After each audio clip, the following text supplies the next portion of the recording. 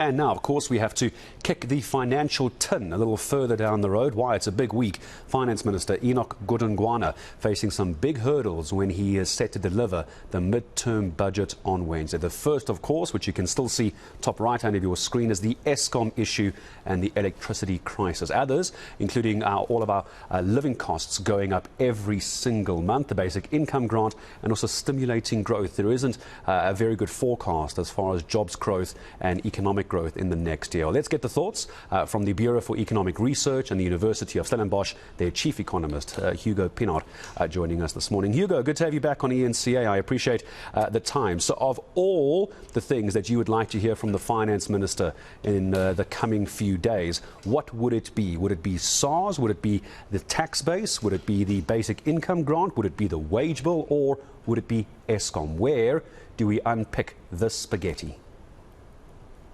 Good morning, Gareth. Look, I think there you sort of touched on some of the key issues. Perhaps you should start on the revenue side. So the positive news is that we're going to see a very large revenue overrun. In other words, more revenue than what the Treasury forecasted in February. So I think that's probably the starting point. So we would like to see from the Treasury exactly how much their expectation is for that overrun. And then we can move from there to then say, okay, how are we going to use this revenue overrun? What are the expenditure items that will sort of gobble up some of that overrun? I think the wage bill is certainly part of that.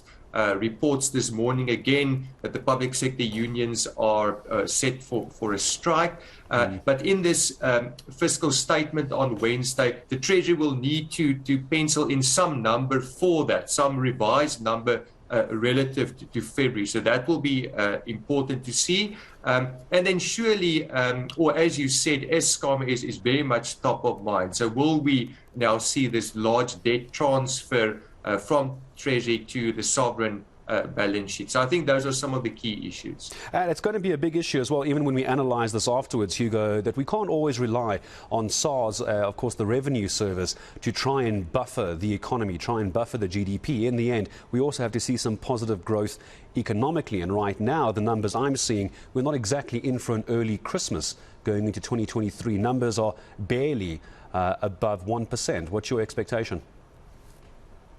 Well, so you speak about SARS, and in fact, it's SARS, but it's also this commodity boom that we're seeing, especially on the coal price side. It's not a generalized boom anymore, but the tax numbers continue to be benefited by the mining sector and strong profits there, and that those are not going to be repeated most likely next year.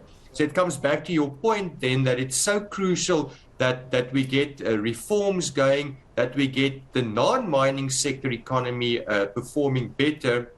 But unfortunately, I think you are right.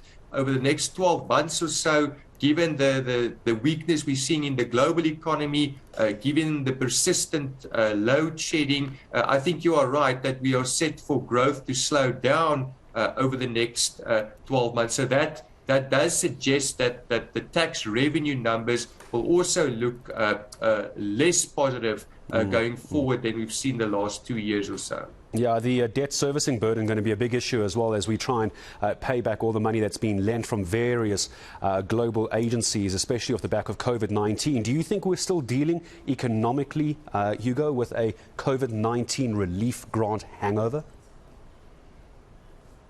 So, of course, the SRD, or the Social Relief of Distress Grant, was extended till March next year. That roughly is at a cost of around 45 billion rand to the fiscus. So it is a substantial amount of money. And this will, of course, be another focus on Wednesday to see whether the Treasury now starts to pencil in a further extension of that grant beyond March next year. Again, it is, you're looking at 40 to 50 billion rand of expenditure. If they do that, that was not budgeted for in February. So then the question becomes, is this unfunded, or does the Treasury start to, even if it's implicitly, start to assume some tax increases to fund that grant over the medium term? And just a last question to you, Hugo, as well, because there's two issues which the finance minister is going to have to be very careful, the choice of wording and the timelines attached to this. One is the chance of grey listing, that's that new horrible word in local economy, grey listing, and how the credit ratings agencies are going to view what he has to say come Wednesday. It's a tightrope like he's never had to walk before. Would that be fair? Look, I think on the rating, the credit rating agencies, given that we're sitting with this large revenue overrun, I don't think we need to be too concerned about rating agencies at this stage. They have even said that even if we do get grey listed, it will not necessarily have an impact on the credit rating. So I think we're okay there for the time being, but certainly the grey listing is now the key risk event. And as I guess your listeners or viewers are aware of, most people expect that there or forecast the high probability of grey listing by February next year.